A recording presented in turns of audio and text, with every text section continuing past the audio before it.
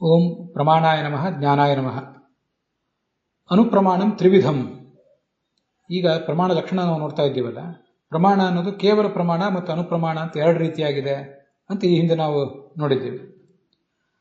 ಅಲ್ಲಿ ಆ ಅನುಪ್ರಮಾಣ ಅಂತ ಕೇವಲ ಪ್ರಮಾಣ ಅಂದರೆ ಅದು 4 ವಿಧವಾಗಿದೆ. ಪರಮಾತ್ಮ ಜ್ಞಾನ, ಲಕ್ಷ್ಮೀದೇವಿ ಜ್ಞಾನ, ಯೋಗಿ ಜ್ಞಾನ, ಅಯೋಗಿ ಜ್ಞಾನ ಅಂತ ಹೀಗೆಲ್ಲ ಬಂದಿದೆ ಅನ್ನೋದು ನೋಡಿದ್ದೀವಿ. ಇದರ ನಂತರ ಇರುವಂಥದ್ದು ಅನುಪ್ರಮಾಣ. ಅನುಪ್ರಮಾಣ ಅಂದರೆ ಜ್ಞಾನವನ್ನು ಕೊಡುವ ಇನ್ಸ್ಟ್ರೂಮೆಂಟ್ ಅಂತ ಅರ್ಥ. ನಾವೀಗಾಗಲೇ ಅದು ಹಿಂದೆ ನೋಡಿದ್ದೀವಿ. ಕೇವಲ ಪ್ರಮಾಣ ಅಂದರೆ ಬರೀ ನಾಲೆಜ್ ಅಷ್ಟೇ, ತಿಳುವಳಿಕೆ. ಆ ಅನುಪ್ರಮಾಣ ಅಂದರೆ ಆ ಜ್ಞಾನವನ್ನು ಕೊಡುವ ಇನ್ಸ್ಟ್ರೂಮೆಂಟ್, ಸಾಧನ ಅಂತ ಅರ್ಥ. ಅದು ನಾವು ಹಿಂದೆ ನೋಡಿದ್ದೀವಿ. ಅದು 3 ರೀತಿಯಾಗಿದೆ.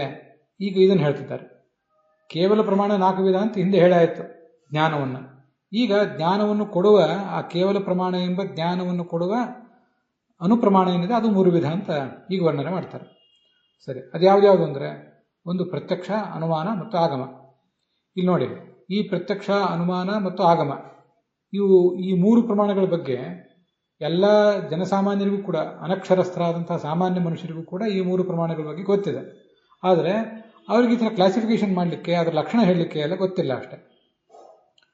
ಪ್ರತಿಯೊಬ್ಬರೂ ಕೂಡ, ನೀವು ಅಡಿಗೆ ಮಾಡೋ ಕೆಲಸದಿಂದ ಹಿಡಿದು ಅಡಿಗೆ ಮಾಡೋದು, ಕೃಷಿ ಮಾಡೋದು, ಕಾರ್ಖಾನೆ ಕೆಲಸಗಳು, ಇಂಥ ಎಲ್ಲ ಕೆಲಸಕ್ಕೂ ಕೂಡ ಪ್ರತ್ಯಕ್ಷ ಬೇಕು, ಅನುಮಾನವೂ ಬೇಕು, ಶಬ್ದ ಪ್ರಮಾಣವೂ ಬೇಕು. ಶಬ್ದ ಪ್ರಮಾಣ ಅಂತನ್ನೋದು ಕೇವಲ ಮನುಷ್ಯನಿಗೆ ಮಾತ್ರ ಅಲ್ಲ, ಪ್ರಾಣಿಗಳಿಗೂ ಕೂಡ ಈ ಶಬ್ದ ಪ್ರಮಾಣ ಒಂದು ದೃಷ್ಟಿಯಿಂದ ಬೇಕಾಗ್ತದೆ ಇರಲಿ. ಆದರೆ ಅನುಮಾನ ಪ್ರಮಾಣ ಅಂತಲೂ ಪ್ರಾಣಿಗಳಿಗೂ ಬೇಕಾಗೇ ಆಗ್ತದೆ. ಅನುಮಾನ ಪ್ರಮಾಣ ಅಂದರೆ ಇನ್ಫರೆನ್ಸ್ ಅಂತಾರೆ ಇಂಗ್ಲೀಷ್ನಲ್ಲಿ. ಊಹೆ ಮಾಡಿ ತಿಳಿಯುವುದೇನಿದೆ ಪ್ರಾಣಿಗಳಿಗೂ ಕೂಡ ಇದ್ದೇ ಇದೆ. ಈ ಥರ ಎಲ್ಲರಿಗೂ ಗೊತ್ತಿದೆ. ಆದರೆ ಅದನ್ನು ಈಗ ನಾವೀಗ ಸ್ಪಷ್ಟವಾದ ಶಬ್ದಗಳಿಂದ ಹೇಳ್ತಾ ಇದ್ದೀವಿ ಅಷ್ಟೇ. ಆಯಿತು. ಮೊದಲನೇದು ಪ್ರತ್ಯಕ್ಷ ಅಂತಿದೆ. ಇಲ್ಲಿ ಎಲ್ಲ ಕಡೆಯೂ ಕೂಡ ಇನ್ಸ್ಟ್ರೂಮೆಂಟನ್ನು ಹೇಳ್ತಾರೆ, ಕರಣವನ್ನು ಹೇಳ್ತಾರೆ ಅನ್ನೋದು ಗಮನದಲ್ಲಿರಬೇಕು. ಜ್ಞಾನವನ್ನು ಹೇಳೋದು ಮುಗಿತೀಗ. ನಿರ್ದೋಷ ಅರ್ಥ ಇಂದ್ರಿಯ ಸನ್ನಿಕರ್ಷ ಪ್ರತ್ಯಕ್ಷಂ ಅಂತ ಪ್ರತ್ಯಕ್ಷದ ಲಕ್ಷಣ ಮೊದಲು ಹೇಳ್ತಾ ಇದ್ದಾರೆ. ಆ ನಿರ್ದೋಷ ಅರ್ಥೇಂದ್ರಿಯ ಸನ್ನಿಕರ್ಷ ಅಂತಿದೆಯಲ್ಲ, ಅದರದೊಂದು ತಾತ್ಪರ್ಯ ಹೇಳ್ತೇನೆ. ಆಮೇಲೆ ಆ ಶಬ್ದಗಳಿಂದ ಅದನ್ನು ಹೇಗೆ ತಿಳ್ಕೋಬೇಕು ಅನ್ನೋದನ್ನು ಹೇಳ್ತೇನೆ. ಅದನ್ನು ಗಮನಿಸಬೇಕು. ಪ್ರತ್ಯಕ್ಷ ಅಂದ್ರೆ ಏನು? ಸನ್ನಿಕರ್ಷ. ವಸ್ತುವಿಗೂ ಮತ್ತು ಇಂದ್ರಿಯಕ್ಕೂ ಸನ್ನಿಕರ್ಷ ಆಗ್ತದಲ್ಲ, ಒಂದು ಸಂಪರ್ಕ ಆಗ್ತದಲ್ಲ, ಅದನ್ನೇ ಪ್ರತ್ಯಕ್ಷ ಅಂತ ಅನ್ನೋದು. ನಾವು ಕಣ್ಣು ಮುಚ್ಕೊಂಡಿದ್ರೆ ನಮ್ಮ ಎದುರಿಗಿರುವಂತಹ ಪುಸ್ತಕ ಏನೂ ಕಣ್ಣಿಗೆ ಕಾಣಿಸೋದಿಲ್ಲ, ಅದರ ಜ್ಞಾನವೇ ಬರೋದಿಲ್ಲ ನಮಗೆ.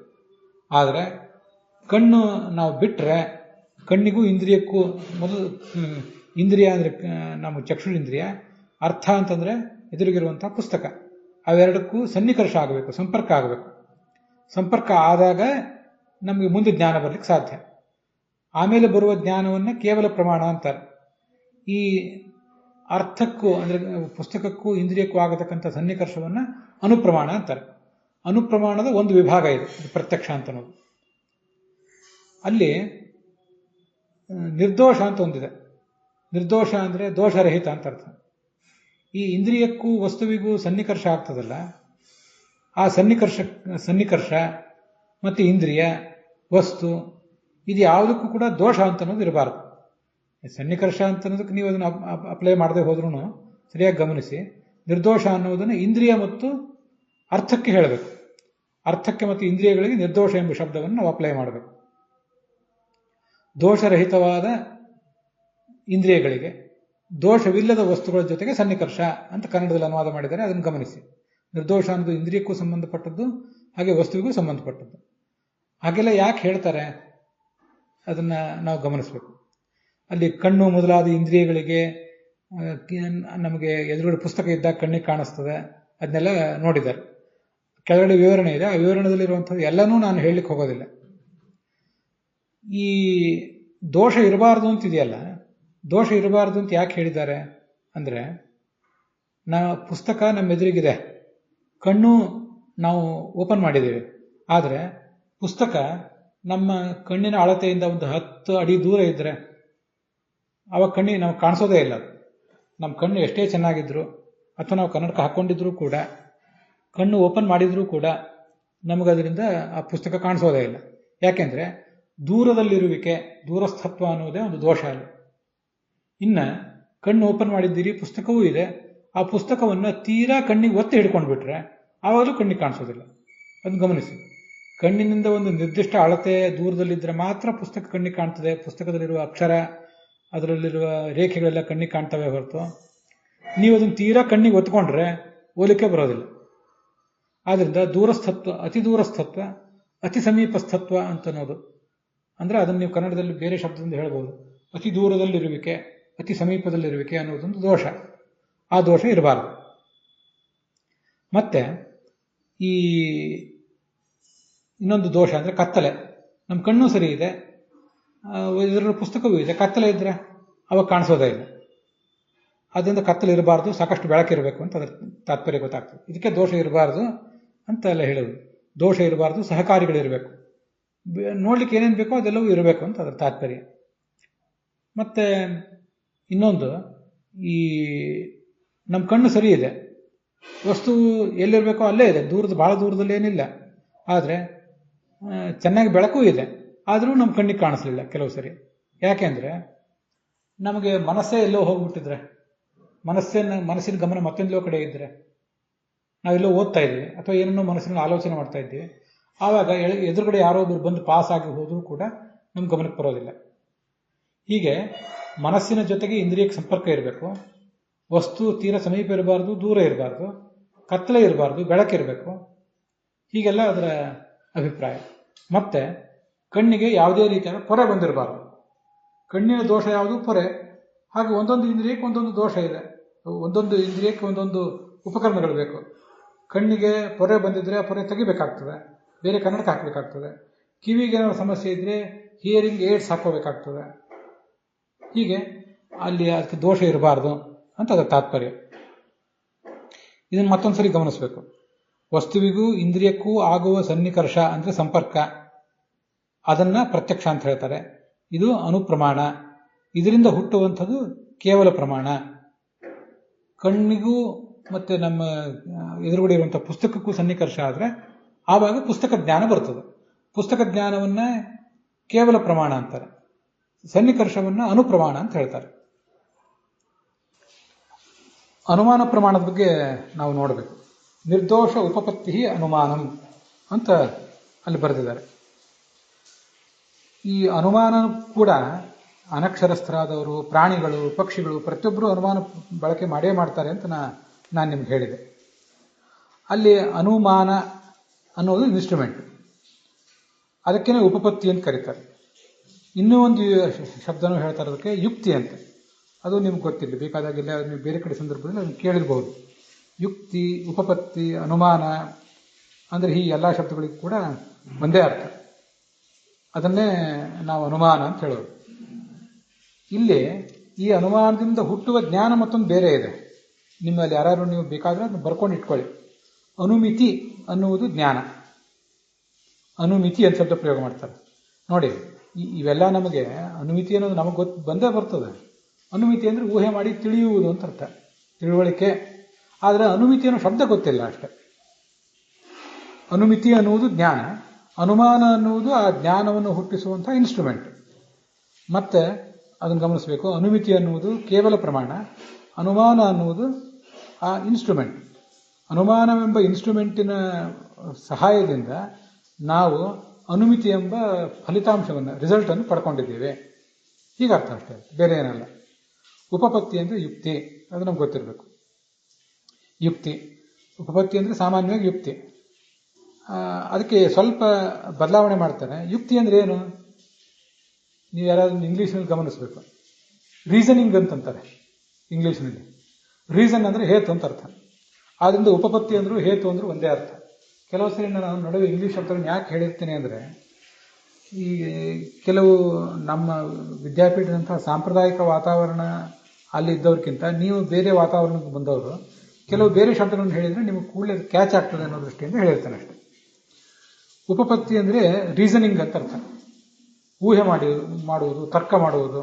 ಇನ್ನೊಂದು ಶಬ್ದ ನಾನು ಆವಾಗ ಹೇಳಿದ್ದು ಅರ್ಥ, ತರ್ಕ, ಉಪಪತ್ತಿ, ಯುಕ್ತಿ ಇದೆಲ್ಲವೂ ಕೂಡ ಒಂದೇ ಅರ್ಥವನ್ನು ಹೇಳ್ತದೆ. ಅನುಮಾನ ಎಲ್ಲವೂ ಒಂದೇ ಅರ್ಥ ಆಯ್ತಾ. ಉಪಪತ್ತಿ ಅಂದರೆ ಯುಕ್ತಿ ಅಂದರೆ ಹೇತು. ಅಲ್ಲಿ ಕೆಳಗೆ ಅನುವಾದ ಮಾಡುವಾಗ ಉಪಪತ್ತಿ ಅಂದರೆ ಹೇತು ಅಂತ ಅರ್ಥ ಬರೆದಿದ್ದಾರೆ, ಅದನ್ನು ಗಮನಿಸಿ.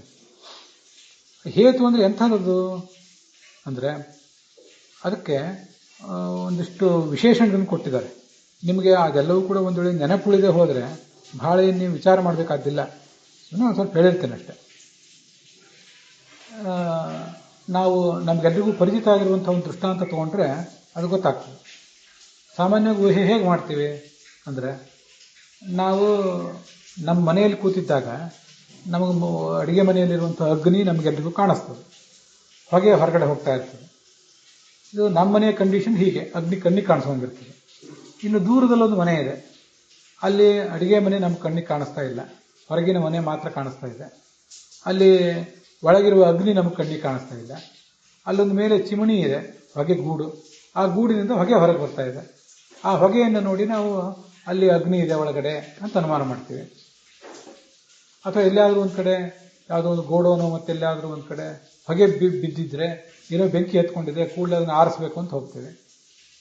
ಅಡುಗೆ ಮನೆಯಾಗ ಆರಿಸ್ಲಿಕ್ಕೆ ಹೋಗೋದಿಲ್ಲ ಅಗ್ನಿಯನ್ನು. ಮತ್ತೆ ಯಾವುದೋ ಪ್ರದೇಶ ಆಗಿದ್ದರೆ ಹೊಗೆ ಬಂದದನ್ನು ಗಮನಿಸಿ ಬೆಂಕಿ ಅನಾಹುತ ಆಗಿದೆ ಅಂತ ಅಲ್ಲಿ ಧಾವಿಸಿ ಹೋಗ್ತೇವೆ ಅದನ್ನು ಆರಿಸ್ಲಿಕ್ಕಾಗಿ. ಅಂತೂ ಹೊಗೆಯನ್ನು ಗಮನಿಸಿ ಅಗ್ನಿಯನ್ನು ತಿಳ್ಕೋತೇವಲ್ಲ, ಇದು ಒಂದು ಬೇಸಿಕ್ ಉದಾಹರಣೆ ಈ ಅನುಮಾನ ಅಂತ ಅನ್ನೋದಕ್ಕೆ. ಇದೇ ಥರ ಬೇರೆ ಬೇರೆ ಥರದ ಉದಾಹರಣೆ. ಈ ಜಗತ್ತು ಹುಟ್ಟುತ್ತಾ ಇದೆ, ನದಿ, ಬೆಟ್ಟ, ಗುಡ್ಡ, ಇಂಥದಕ್ಕೆಲ್ಲದಕ್ಕೂ ಹುಟ್ಟಿದೆ ಅಂದಮೇಲೆ ಇದಕ್ಕೊಬ್ಬ ಯಾರೋ ಒಬ್ಬ ಕರ್ತೃ ಇರಬೇಕು, ಒಬ್ಬ ರಚಯಿತ, ನಿರ್ಮಾತ ಇರಬೇಕು, ಅವನೇ ದೇವರು ಅಂತ ಹೀಗೆಲ್ಲ ನಾವು ತಿಳ್ಕೊತೀವಿ. ಆಷಾಢ ಮಾಸ ಬಂದಿದೆ, ಚೆನ್ನಾಗಿ ಕಪ್ಪು ಬಣ್ಣದ ಮೋಡಗಳು ಎಲ್ಲ ಕಡೆ ದಟ್ಟವಾಗಿ ಕಾಣಿಸ್ತಾ ಇವೆ. ಹಾಗಿದ್ದಾಗ ಇನ್ನೇನು ಮಳೆ ಆಗ್ತದೆ ಅಂತ ನಾವು ಊಹೆ ಮಾಡ್ತೀವಿ. ಮೋಡ ಬಿಳಿಯಾಗಿದ್ದರೆ, ಸ್ವಲ್ಪ ಸ್ವಲ್ಪ ವಿರಳವಾದ ಮೋಡಗಳಿದ್ದರೆ, ದಟ್ಟವಾದ ಮೋಡ ಇಲ್ಲದೆ ಹೋದರೆ ಇದೇನು ಮಳೆ ಬರುವ ಮೋಡ ಅಲ್ಲ, ಏನು ತೊಂದರೆ ಇಲ್ಲ ಅಂತ ಅಂದ್ಕೊಳ್ತೀವಿ. ಅಂತೂ ಮಳೆ ಇನ್ನೂ ಬಂದಿಲ್ಲದೆ ಹೋದರೂ ಕೂಡ, ಇನ್ನು ಮುಂದೆ ಬರೋದಾದರೂ ಕೂಡ, ಇನ್ನು ಮುಂದೆ ಸದ್ಯದಲ್ಲಿ ಬರೋದಿದೆ.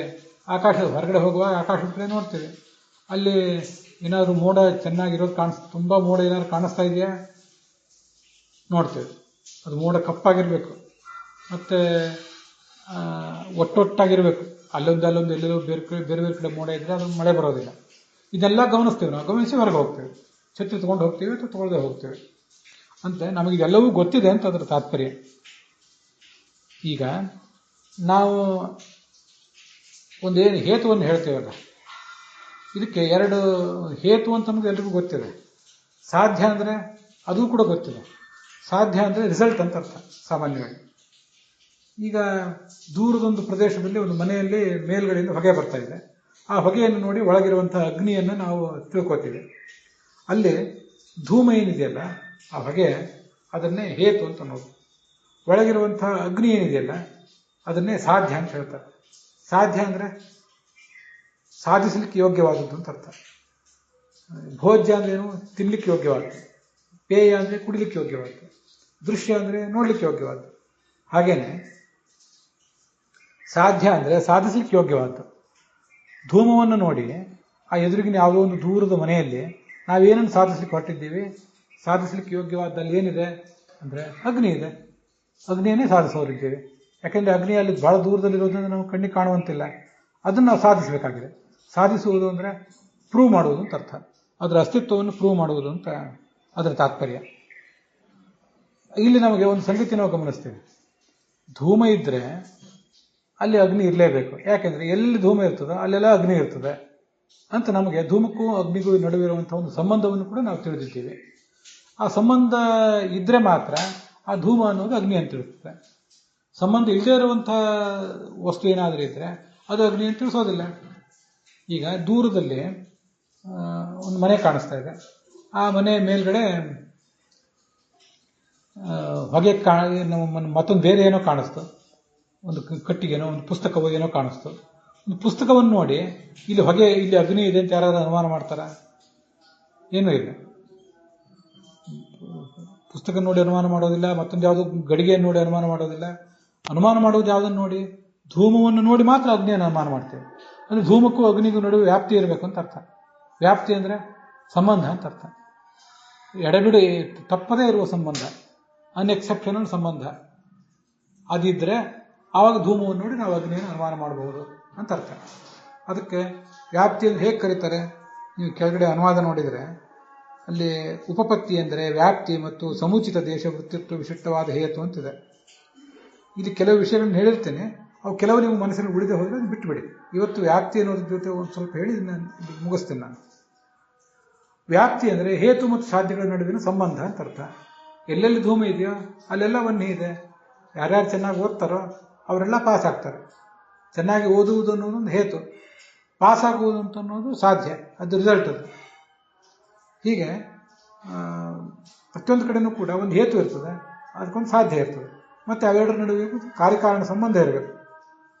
ಓದುವುದಕ್ಕೂ ಪಾಸ್ ಆಗುವುದಕ್ಕೂ ಸಂಬಂಧ, ಆಟ ಆಡುವುದಕ್ಕೂ ಪಾಸ್ ಆಗುವುದಕ್ಕೂ ಸಂಬಂಧ ಇಲ್ಲ. ಇವನು ಪಾಸ್ ಆದ ಯಾಕೆಂದ್ರೆ ಚೆನ್ನಾಗಿ ಆಟ ಆಡಿದಾದ್ರಿಂದ ಅಂತ ಯಾರೂ ಅನುಮಾನ ಪ್ರಯೋಗ ಮಾಡೋದಿಲ್ಲ. ಅನುಮಾನ ಪ್ರಯೋಗ ಮಾಡುವಾಗಲೂ ಕೂಡ ಯಾವ ಹೇತು ಮತ್ತು ಸಾಧ್ಯಗಳಿಗೆ ಒಂದು ದೃಢವಾದ ಸಂಬಂಧ ಇದೆಯೋ ಅದನ್ನು ಮಾತ್ರ ಅಂಥ ಹೇತು ಮತ್ತು ಸಾಧ್ಯಗಳನ್ನು ಗಮನಿಸಿ, ಹೇತುವನ್ನು ಗಮನಿಸಿ ಸಾಧ್ಯವನ್ನು ಅನುಮಾನ ಮಾಡ್ತಾರೆ. ಉಪಪತ್ತಿ ಅಂದರೆ ಹೇತು ಅಂತ ಅರ್ಥ. ಹೇತು ಅಂದರೆ ಧೂಮ. ಆ ಧೂಮಕ್ಕೆ ಅಗ್ನಿ ಜೊತೆಗೆ ವ್ಯಾಪ್ತಿ ಇರಬೇಕು ಅಂತ ಅದರ ಅರ್ಥ. ಅಲ್ಲಿಗೆ ಇವತ್ತಿನ ಈ ಭಾಗ ಸಮಾಪ್ತ ಆಗಿದೆ.